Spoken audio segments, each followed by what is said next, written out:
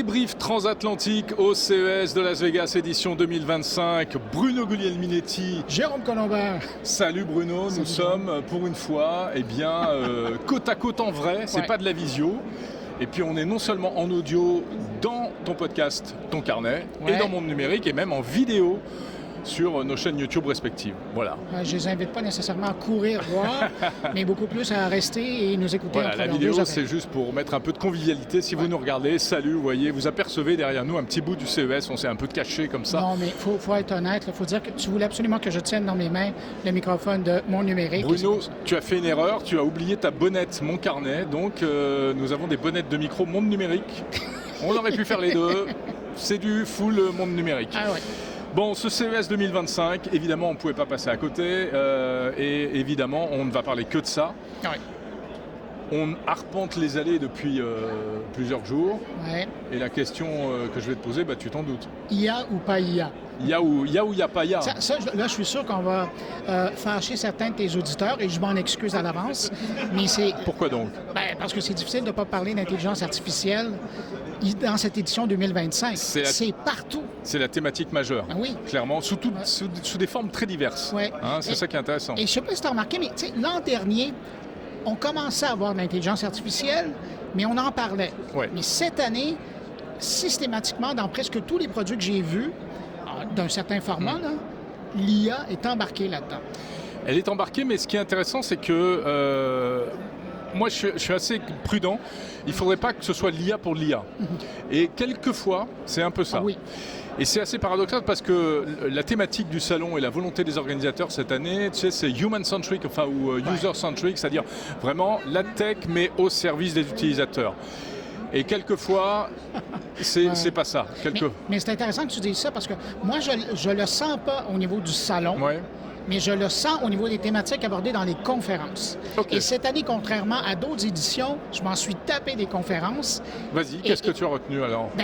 C'est ça, c'est que je trouve intéressant. Je pense que le meilleur exemple, c'est la conférence du grand patron de Delta Airlines cette semaine qui nous présentait sa vision de l'aviation de demain, mais qui commence aujourd'hui, et où ils utilisent vraiment l'IA à fond.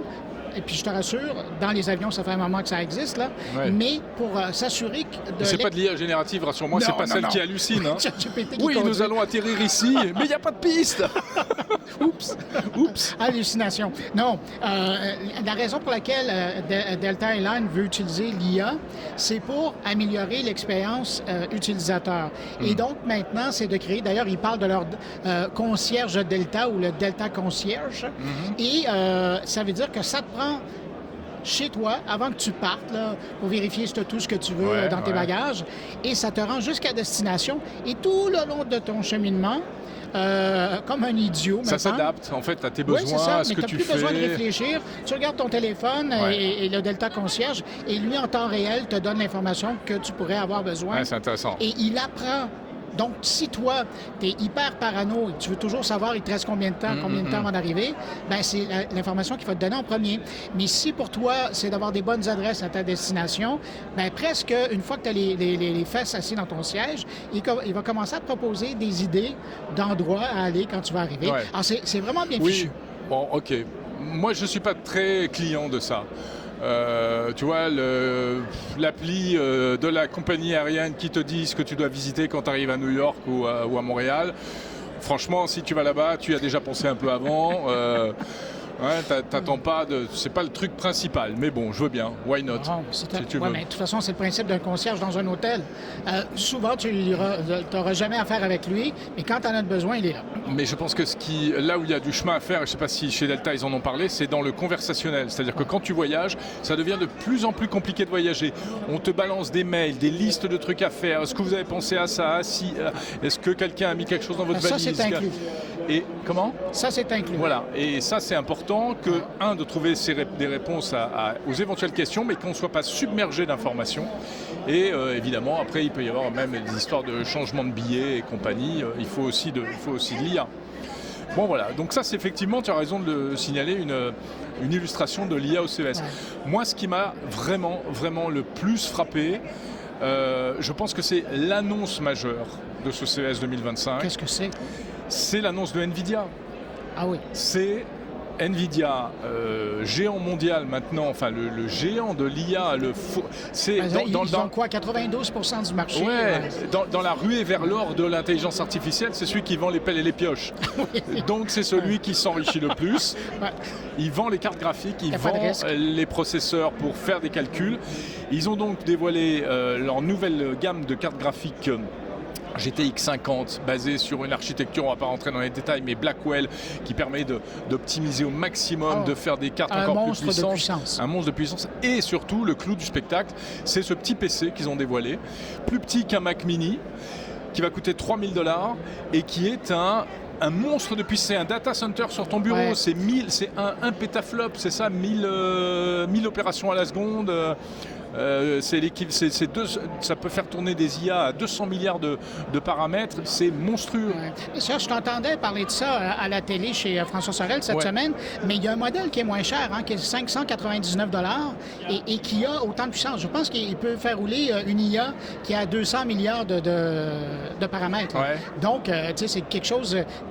le Llama ou autre système comme ça pourrait très bien fonctionner. Mais ce que je trouve intéressant dans l'approche d'NVIDIA, c'est de permettre aux gens, des individus ou des entreprises, d'avoir sur un réseau interne de l'entreprise cette IA, cette intelligence artificielle générative qui va être sur la machine, qui va être branchée sur ton réseau sans jamais quitter le réseau de ton organisation. Tout à fait. Et ça, pour la conservation des données, pour la sécurité, c'est un enjeu qui, pour le moment, était rarement réglé. Bien là, on vient de trouver une solution.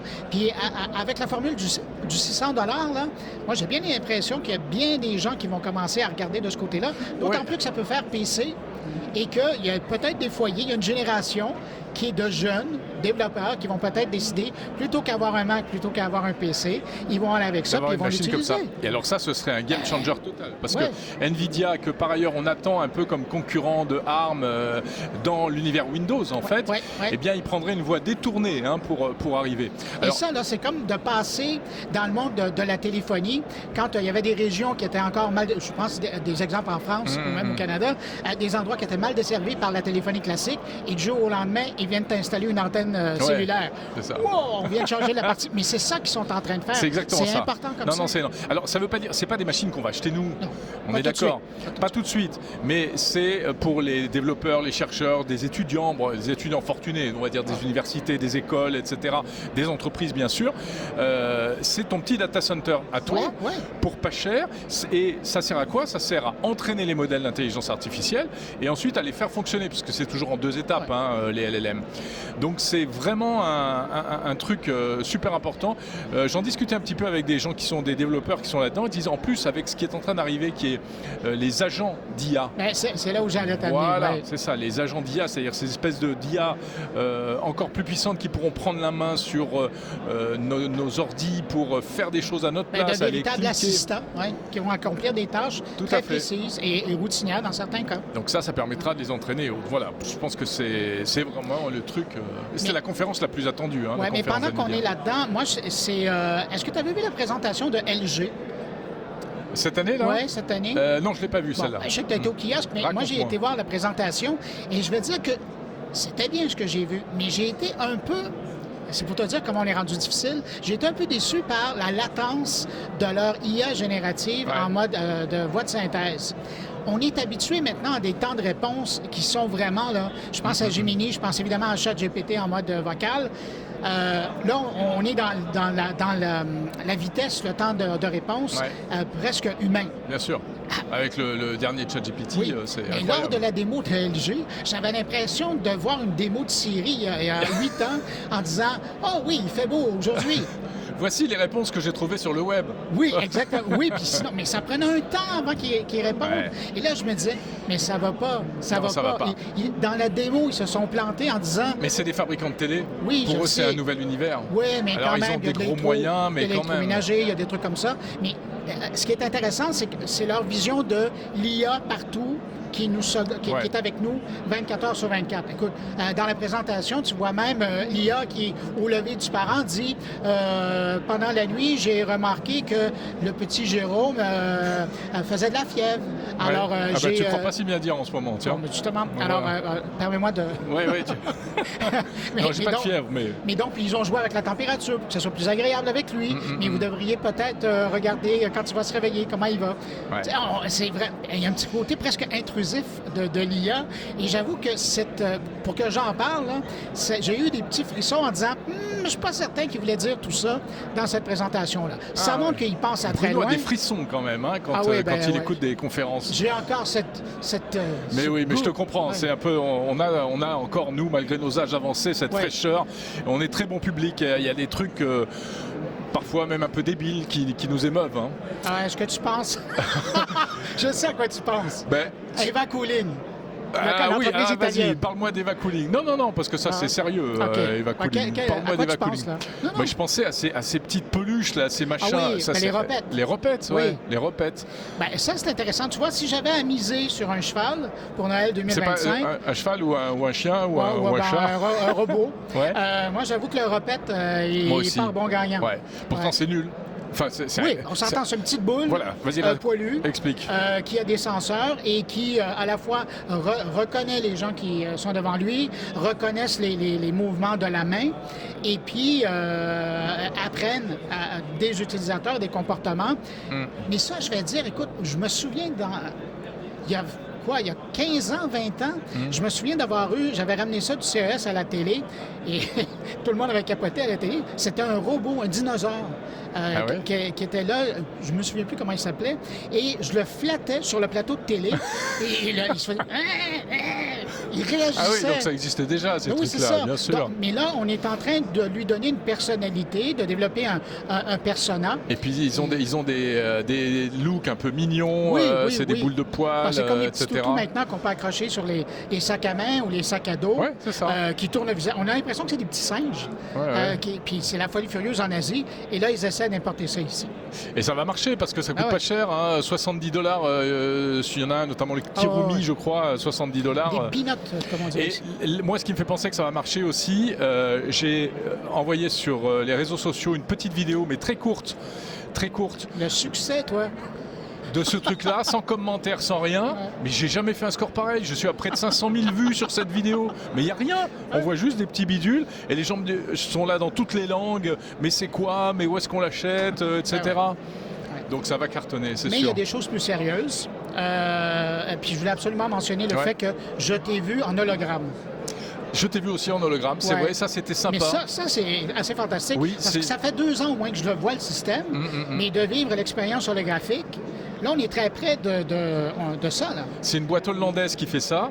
Et quand on dit hologramme, c'est-à-dire que on est debout devant un appareil photo connecté à un ordinateur. Et à l'autre bout, éventuellement à des milliers de kilomètres, les gens sont face à une boîte. Alors, c'est un peu curieux, mais c'est ça. Et pour le moment, c'est une boîte. Voilà, c'est ça. C'est une boîte et on a l'impression que la personne est dans la boîte. Un peu comme une boîte téléphonique. Oui, une cabine téléphonique, c'est ça. Et en fait, ça apporte quoi? C'est de la visio plus. Parce qu'il y a la 3D, parce que vraiment, tu as un sentiment de présence extraordinaire. Et cette boîte néerlandaise, elle est en train de développer ça, notamment pour le secteur médical, pour faire de la téléconsultation et de manière avec un peu plus si tu veux, un peu plus d'humain. Parce que c'est vrai que la téléconsultation, t'es malade, t'es une personne âgée, et puis le médecin, le seul rapport avec le médecin que t'as, c'est une petite fenêtre Zoom, c'est déprimant. Et là, t'as un peu plus d'empathie, on peut montrer des choses, on est à 2 doigts de pouvoir se toucher, et c'est assez impressionnant. Et on a nos vidéos sur les réseaux, il faut aller voir. Mais non, moi je trouvais ça intéressant de finalement le voir. Et on se dit, si c'est possible maintenant de cette façon-là, pense dans 1 an, 2 ans, on va le voir. À la maison. Ben oui, exactement. Mais tu as raison, ce truc-là, c'était il y avait eu Volodymyr Zelensky, le président ukrainien, qui était apparu dans le présence comme ça. Mais parce qu'il y avait une ou 2 boîtes qui faisaient ça, mais c'était très cher. Et là, ça se démocratise. Aussi pour faire de la communication interne dans les entreprises, etc. Ça aurait le président qui apparaît partout à travers le réseau. Non, il y a plein de bonnes choses. Moi, mon coup de cœur, écoute, il est beaucoup plus terre à terre. Mais alors vraiment, c'est le mot, c'est terre à terre. C'est un aspirateur. Ah ouais, mais pour les fainéants. Pour les vrais fainéants. Ouais. C'est un aspirateur robot. Les aspirateurs robots, c'est séduisant et en même temps, c'est très décevant. Parce que... tu as un à la maison, toi? Oui, j'en ai un. Okay. Mais j'ai aussi... Mais est-ce qu'il lave ou il fait que aspirer? Non, il fait que aspirer. Okay. Et en plus, il est un peu vieux, le pauvre. Donc, il est un peu kakoshim. Il oublie, il voit pas tout, etc. Mais bref. Non, mais c'est intéressant. C'est pas parfait, mais c'est pas mal. Mais il y avait un gros problème avec les aspirateurs robots. Au début, il y avait les fils électriques ou les fils de tapis. Ça passait pas. Maintenant, c'est bon. Ils ont réglé ce problème-là et ça, ils le gèrent bien. Et l'étape d'après, c'était le truc qui traîne. La paire de chaussettes, le machin, etc. Et bien là, c'est l'aspirateur robot avec un bras robotique sur le dessus qui sort et qui va ramasser la chaussette et qui va la mettre dans un panier. Bon, ça dit, s'il vient faire ça dans la chambre de ma fille, il va y passer la journée et je pense qu'il va vider ses batteries avant d'arriver au bout. Non, ça suffira pas. Mais c'est quand même déjà un premier pas. Ouais. C'est Roborock, c'est une grande marque chinoise d'aspirateur robot qui fait ça. Et tu me fais penser, quand j'ai publié un truc là-dessus cette semaine, il y a un lecteur qui m'a dit, mais il s'occupe aussi des chats qui l'attaquent en chemin. Non, les chats adorent ça. Tu as des chats qui montent sur l'aspirateur. Il y a des chats qui n'aiment pas. Moi, chez nous, j'ai 3 chats. Ils aiment pas. Et il y en a un des 3 qui attend de voir quand est-ce qu'il va pouvoir l'attaquer. Parce qu'il y a d'autres chats qui adorent ça. Ils se font promener dans toute la maison. Et s'ils sont trop gros, ils arrêtent l'appareil. Ouais. Et toi, tu as un autre coup de cœur? Notre rencontre en vrai. Oui, certes. Écoute, coup de cœur partagé, c'est certain. Non, mais encore. Pour moi, c'est important d'avoir cette possibilité de se rencontrer. Mais sinon, technologiquement parlant, je pense que, et ça va être générique, et ça fait la boucle avec ce qu'on disait tout à l'heure, c'est de revoir comment les fabricants les plus sérieux ont regardé à intégrer l'intelligence artificielle. Ouais. Parce que personnellement, j'aurais l'impression qu'il faudrait attendre encore 1 an. Oui. Et là, je vois qu'ils ont vraiment parti de façon sérieusement. On s'entend. Il y en a que c'est que pour la boutique. Il y en a, c'est gadget. Moi, je trouve que le problème, c'est qu'il y a quand même même des constructeurs télé ou autres qui intègrent ça, mais c'est vraiment histoire de dire, bon, les mecs, on a l'IA, qu'est-ce qu'on pourrait faire pour faire parler de nous? On met de l'IA. Et en fait, ça ne répond pas vraiment à un besoin, ou ça ne répond pas bien aux besoins, à la question posée, genre trouver facilement des films à regarder le soir chez soi, ça reste encore une tannée, il faut passer des heures à zapper dans tous les sens. Alors oui, la recommandation, elle n'est pas optimale, puis voilà. Non, puis sur la plupart des services maintenant, tu l'as, Amazon l'offre, Roku l'offre. Oui, tu l'as plateforme par plateforme, et c'est ça le vrai problème, c'est que tout est en silo. Et il faudra arriver à créer de la transversalité, mais on rentre dans des préoccupations commerciales qui sont insolubles, parce que chacun tire la couverture à soi. Ouais. Juste, moi j'ai encore un autre coup de cœur, si tu me permets. C'est la cuillère qui te donne l'impression de manger salé. Alors ça, fallait le faire, hein? C'est très malin parce que vous savez qu'il ne faut pas mettre trop de sel dans les aliments, c'est pas bon pour la santé. Mais quand on a l'habitude de manger salé, eh bien, on abuse. Et bien là, c'est une cuillère qui va envoyer des petites décharges électriques. Et comme on sait que quand on met une pile sur la langue, ça fait un petit goût un petit peu salé, eh bien ça simule l'équivalent du sel à chaque bouchée. Et donc ça évite de mettre du sel, mais on a quand même la satisfaction de manger un plat salé. C'est super malin. Mais, tu vois, moi je trouve ça bien, mais j'ai quand même peur. Après, quand la première histoire d'électrocuter par sa cuillère. Exactement. Parce qu'il y a une décharge. Je pense qu'il ne faut pas la brancher. Il faut la manger. Il faut s'en servir quand elle est débranchée. Il faut débrancher. Non, puis après, c'est pas la panacée parce que il faut les recharger. À mon avis, ça ne doit pas passer au lave-vaisselle, etc. Mais quand même. Mais tu vois, tu parles de trucs comme ça. Puis on parlait d'intégration. Pour certains, ça fait gadget, mais je pense, et là, c'est pas un des grands joueurs. Probablement que l'année prochaine, c'est un des grands joueurs qui va le reprendre en faisant l'acquisition d'entreprise, dont j'oublie le nom d'ailleurs, mais c'est de voir, il y a un fabricant qui est européen et qui a intégré l'intelligence artificielle pour évaluer et gérer le contenu des frigos. Et donc, lui, en temps réel, calcule la température et fait des spot checks sur les différents, si tu as de la viande, pas vraiment si tu as des légumes, mais de la viande ou des choses qui pourraient être périssables dans ton frigo et vérifie la température de ces éléments-là. Ça existe déjà, hein? C'est à la température. Oui. Non, aujourd'hui, ils savent lire les dates de péremption pour certains, c'est ça. etc. Mais là, on parle vraiment d'être capable de voir. Et je parlais avec le responsable de cette entreprise-là et il me disait qu'on peut gagner entre 1 et 2 jours de prolongement de vie d'un produit. Ça, c'est pas banal. Aujourd'hui, quand on sait que tout coûte encore plus cher quand on va faire l'épicerie, si on peut c'est conserver bien. les produits un petit peu plus longtemps. C'est Ça, cool. c'est un exemple de l'utilisation intelligente. Intelligente de l'IA. l'intelligence. Oui, c'est brillant. Ouais. Bon, Bruno, on pourrait y passer des heures évidemment, hein, donc il faut aller écouter nos podcasts respectifs, voir ce qu'on a publié sur les réseaux sociaux. Juste avant de conclure, parlons un peu boutique. Non, mais je pense que c'est amusant aussi de raconter aux gens qui nous écoutent comment on travaille sur ce CES, et notamment au point de vue équipement, matériel, etc. Comment tu fais, toi? Moi, je vais faire simple. Là. Oui. J'ai que mon téléphone. Que ton téléphone? J'ai amené que mon téléphone. Alors, je fais des photos, je fais la vidéo, je D'accord. fais la prise de son avec mon téléphone. J'ai rien d'autre. Et même quand je faisais des directs... micro. Non, et cette semaine, quand je faisais des directs avec les télés canadiennes, Ouais. je mettais mes oreillettes Tout bête. à côté. Et puis, j'étais en communication avec... Ah T'imagines un studio de télé comme ça? Puis, pour te dire comment j'ai rien amené, je prenais le téléphone et je l'accotais sur le bord d'un comptoir dans la chambre où je suis. Et ça faisait ça. Alors, j'ai battu... c'est mon record De minimalisme. De minimalisme. C'est ton Mon record de téléphone minimalisme. seulement. Ouais. Ouais, chapeau. Et Chapeau. toi, comment tu... Moi, c'est un petit peu plus évolué quand même si je considère Évolué, que... non. Sophistiqué. Sophistiqué, voilà, compliqué, oui. Parce que là... Compliqué. Parce que j'aime bien compliquer les choses. Oui. Mais parce qu'il y a un truc que tu peux pas faire, tu peux pas filmer et enregistrer en même temps, parce que le son va pas être bon. Il y a une problématique oui. de qualité sonore. Ben oui. Ah ouais? Ben ouais. Bon.